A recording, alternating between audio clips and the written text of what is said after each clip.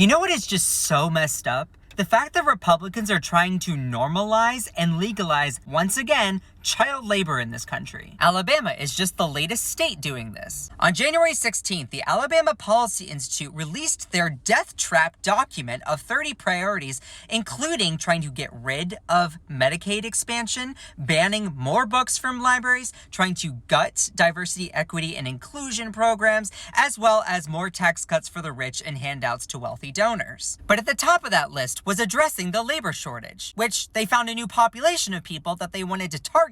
Instead of allowing undocumented immigrants to come into this country legally, they decided to go after children. The fine text says it all. While Alabama maintains a near record low unemployment rate, the state is currently experiencing what the U.S. Chamber of Commerce describes as, quote, most severe labor shortage. One potential way to help ease the state's labor shortage, particularly in the retail and service industries, is to make it less cumbersome for minors to work. Removing barriers to make it easy for minors to enter the workforce and less burdensome for businesses to hire them would provide several benefits to the state. 14 and 15-year-olds. Do they really need to work just so they can make more corporate profits for the wealthy shareholders that are sitting in their offices in New York City? You know what 14 and 15-year-olds should be doing? They should be going to school. They should be going to extracurricular activities. They should be playing and growing up. Yet this is the same party that cares that they care about protecting the children. What? From who? People like me?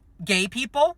Oh, you see us holding hands and we're pushing a narrative. Yet you can see a prince and a princess making out in a fairy tale book and all of a sudden, no, that's just normal. And him kissing her while she's asleep. But again, it goes back to my point. Why are conservatives trying to use children and exploit their labor instead of allowing people coming into this country fleeing violence and unstable conditions? Why don't we allow them to legally work here in the United States to alleviate that labor shortage instead of looking at 14 and 15-year-olds who should be reading in class? Like, why are people letting their xenophobia and their racism stop them from doing what economically benefits the country? So not only is this disgusting, the fact that conservatives are viewing children as a solution and their labor as a solution to their economic greediness, but also they're allowing their racism to deny them from economic prosperity. Need I say more?